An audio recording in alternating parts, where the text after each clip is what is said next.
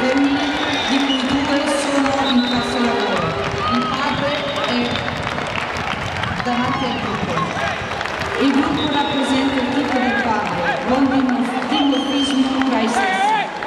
I soggetti sono solidi e ben pigmentati, hanno tutti una sella nera, buona linea superiore e buon sviluppo del garrese.